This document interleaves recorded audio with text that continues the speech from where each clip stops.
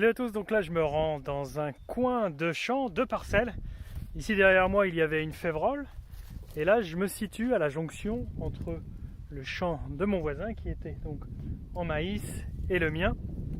Et puis sur cette frontière je me suis aperçu en travaillant le sol qu'il y avait une plante ici qui poussait au milieu.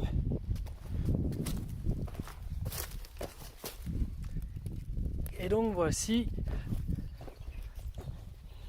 une espèce de datura.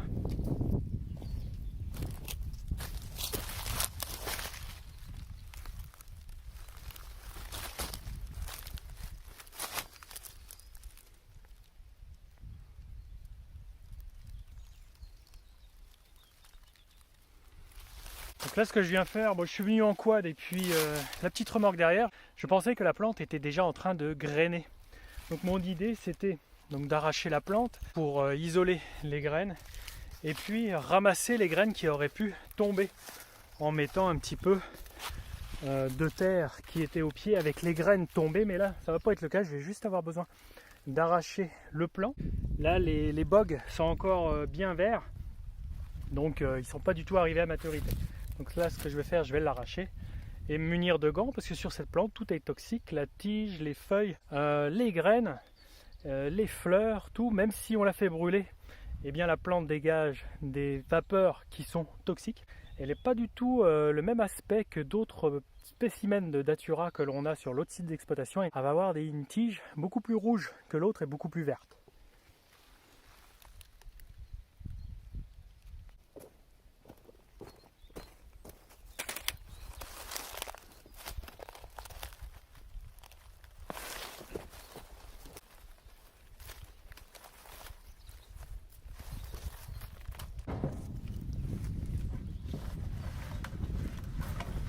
Donc ces spécimens sont suffisamment rares pour comme ça qu'ils nous sautent aux yeux.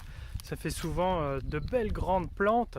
Ça devient parfois même des arbustes, aussi hauts que nous, si on les laisse se développer. Et c'est plutôt problématique de les avoir dans les parcelles, car si les graines se retrouvent dans les récoltes, eh bien ça rend impropre les récoltes. Il ne faut surtout pas qu'il y ait ça dans la gamelle du bétail qui va manger par exemple le maïs ou le blé ou l'orge, ou même pour l'humain, c'est très toxique. Donc là, ce qui va se passer, direction la déchetterie. Voilà, allez, à la prochaine.